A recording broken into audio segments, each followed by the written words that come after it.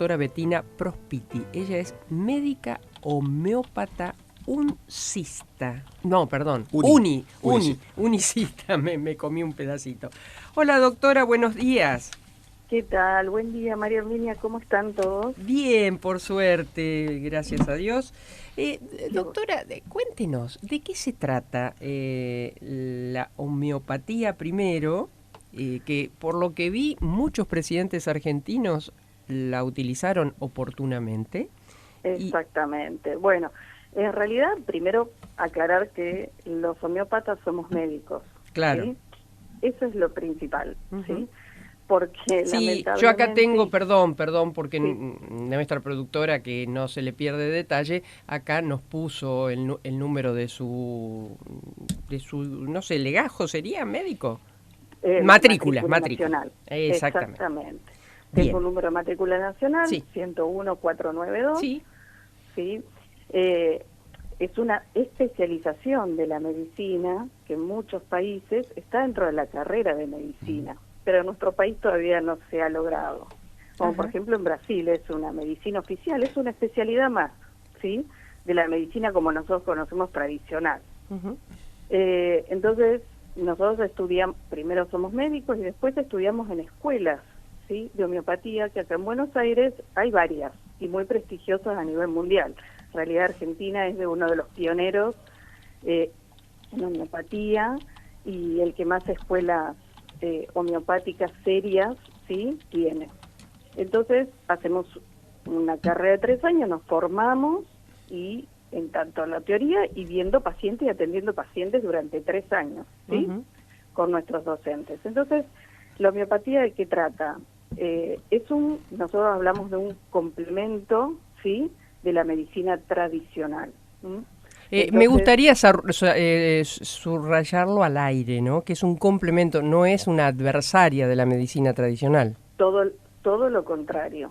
Todo lo contrario, por eso somos médicos. Claro. Entonces, una persona insulino dependiente, ¿sí? Yo no le puedo sacar la insulina porque no puedo hacer con homeopatía que vuelva a funcionar su páncreas. Claro. ¿Se entiende?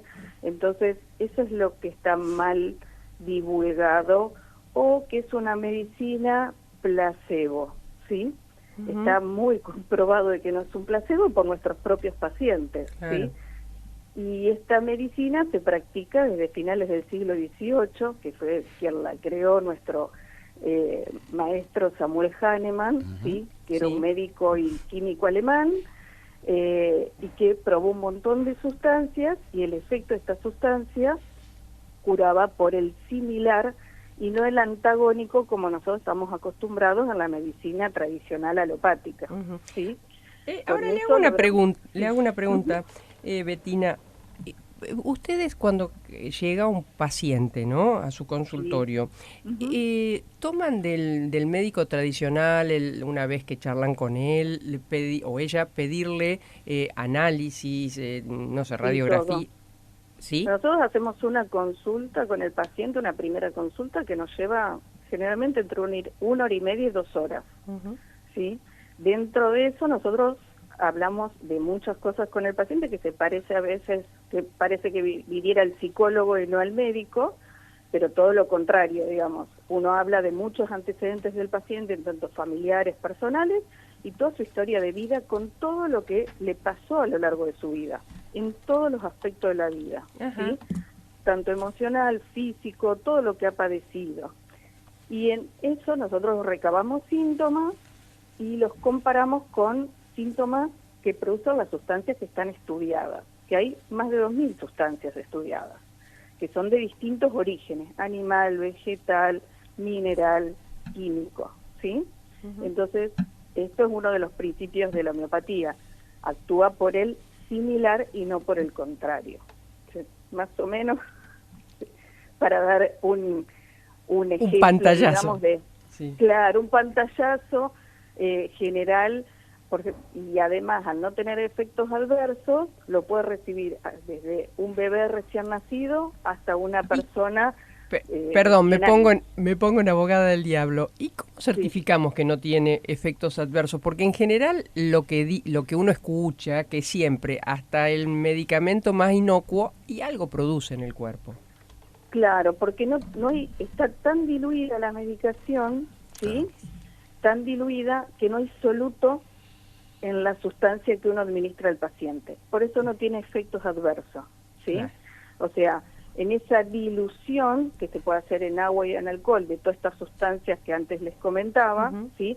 Queda una memoria en esta agua o en este alcohol que es el vehículo, ¿sí? Para transportar la medicación. Por eso lo puede ingerir cualquier persona, tenga la patología que tenga o la edad que tenga. ¿Qué tal? O sea, está comprobado a través de esto, de los pacientes. Hay escuelas que van llevando registro a lo largo de estos años que existe la homeopatía en la Argentina, de todos los pacientes curados. Esa es la comprobación, digamos, científica, ¿sí? de la curación de los pacientes, ¿no? Marcos Pereira la saluda, buenos días, doctora. Bueno, yo charlaba con un médico homeópata y me decía, si uno hace un análisis de esa sustancia o de ese líquido, no sé si también viene en forma de grajea, creo que no, uno si hace un análisis bioquímico de la misma, lo que va a dar es agua y alcohol. Sí, pero existe, digamos, hay otro tipo de comprobaciones, ¿sí? Que se hacen otras pruebas, donde sí existe, ¿sí? la comprobación. Y además, digamos, más que la comprobación química, vuelvo a repetir, son los pacientes mismos. Les doy un ejemplo. Yo tengo otra de mis especialidades médicas, porque yo no me inicié como homeópata, sino me inicié en la terapia intensiva cardiovascular infantil, la que ejercí durante muchos años. Entonces, y después fui homeópata. Yo atiendo muchos niños. Claro. ¿Sí? Entonces, el mejor ejemplo es que el agradecimiento eterno de estas mamás con chicos que se enferman desde muy pequeños, y ustedes lo saben, por ahí tienen hijos, desde que, sobre todo en edad escolar, que se empiezan a enfermar muchísimo desde chiquito, que es normal, ¿sí? Pero llega un momento donde cada 15 días le están dando antibióticos, desde muy chiquitos empiezan a tener broncoespasmos y ya le ponen sustancias broncodilatadoras, y los padres se vuelven locos con eso, porque no empiezan a tener medicamentos, y son chicos que están enfermos todo el tiempo. Bueno, con la homeopatía nosotros lo que logramos es restituir, mejorar su sistema inmunológico, la respuesta propia del organismo a la restitución, ¿sí? de la salud, y después actúa en forma preventiva. Ya ese pacientito se va a seguir enfermando, pero no en forma tan reiterada, en forma tan aguda, con tantos síntomas. Entonces los padres agradecidísimos de la homeopatía. ¿Sí? Claro. Doctora, para las alergias, por ejemplo, bueno, usted habló de algo muy frecuente, el broncoespasmo, tanto niños como grandes, alergias, ¿todo eso lo trata la homeopatía? Todo, exactamente. Es una de las patologías más fáciles para nosotros, porque son como más benignas, ¿sí? Lo que es más difícil, como en todo, son las enfermedades crónicas, o sea, el paciente que sufre una enfermedad crónica durante muchísimos años y va sumando medicamentos y toxicidad al organismo, pero el paciente que, digamos, problemas a la piel, de todo tipo, o sea, nosotros tratamos todo tipo de patología. Y una pregunta clave, llega un paciente con oncológico, ¿y ahí qué? Sí. En un paciente oncológico, lo que nosotros logramos desde la homeopatía, que lleve una mejor calidad de vida durante su tratamiento. Utilizamos muchos medicamentos, ¿sí?, que lo ayudan a la toxicidad del tratamiento. Más allá de un medicamento que nosotros siempre buscamos a la consulta, que se llama ese medicamento para ese paciente constitucional, ¿sí?, que también lo va a ayudar a transitar desde lo emocional todo lo que le está pasando, mejorando también su sistema inmunológico. Volvemos a lo mismo, ¿sí? Su energía. Doctora, entonces, y para algo que es tan común, que no es una enfermedad, creo, pero que tiene que ver con el estrés, con los nervios, con ¿eso también? Por supuesto, porque es la adaptación del organismo, ¿sí?, a una situación que lo sobrepasa. Eso Claro. es el estrés. Cuando no nos podemos adaptar a esas situaciones es cuando nos enfermamos, ¿sí? El cuerpo habla, Claro. y habla de distintas maneras, por lo mismo, por cosas más banales como una alergia, porque generalmente esos pacientes tienen antecedentes familiares de determinadas enfermedades. Si uno busca para atrás, hay muchos familiares con alergia, muchos familiares oncológicos, ¿sí? En las familias se repiten patología oncológica, ¿sí? Entonces, esa es, digamos, la función de, además de prevención, ¿sí? Claro. ¿De dónde se parte y cómo se llega a esa sustancia que está totalmente diluida? Digamos, ¿cuál es el punto inicial, digamos? Parto de esto y empiezo a... Claro, por ejemplo, doy un ejemplo, nosotros tenemos muchos venenos de víboras, ¿sí? Dentro de todo el espectro animal de medicamentos, dentro del veneno de la víbora produce, ¿sí?, síntomas tóxicos de ese veneno. ¿Cómo se llamaba? Perdón, doctora, me quiero acordar, hace muchos años atrás eran 3 médicos. ¿La crotoxina? Crotoxina. ¿Tiene algo que Claro, ver? pero no, sí, pero no tiene nada que ver eso con la homeopatía. O sea, la forma de formular la medicación, y aparte, como ustedes vieron, la homeopatía existe desde finales del siglo XVIII y sigue hasta la actualidad. O sea, si no tuviera ningún efecto sobre las personas, ya hace rato que hubiese dejado de existir. Pero perdón que yo le interrumpí, usted nos hablaba que tienen muchos venenos de víbora. Es un ejemplo, ¿sí?, de una de las sustancias, porque me preguntaba cómo se llega al medicamento. Claro. Al medicamento. Entonces, a través de este veneno, hay farmacéuticos que hacen la carrera de homeopatía de preparador de esas sustancias, ¿sí? Y se diluyen. Por ejemplo, una gotita de ese veneno se diluye en 99 partes, y así sucesivamente, ¿sí? Partes de agua o partes de alcohol, ¿sí? ¿Qué es lo que logramos con eso? Potenciar, ¿sí?, esa sustancia. Pero como está tan diluida, nunca va a producir los efectos tóxicos del veneno.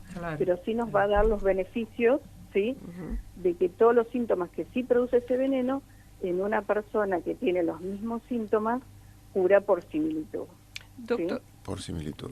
Doctora, ¿y qué es la homeopatía unicista que usted se define como tal? Bueno, ¿o de qué se diferencia, digamos? Claro, ¿no? claro. Claro, porque existe el pluralismo también. En algunos países del mundo utilizan la homeopatía pluralista. El unicismo es un medicamento por vez, ¿sí? Porque si yo le doy muchos medicamentos, si la persona responde bien, yo no sé a qué medicamento respondió bien. Claro. Claro. Ese es el concepto de unicismo. Si no, yo estaría haciendo lo mismo esto.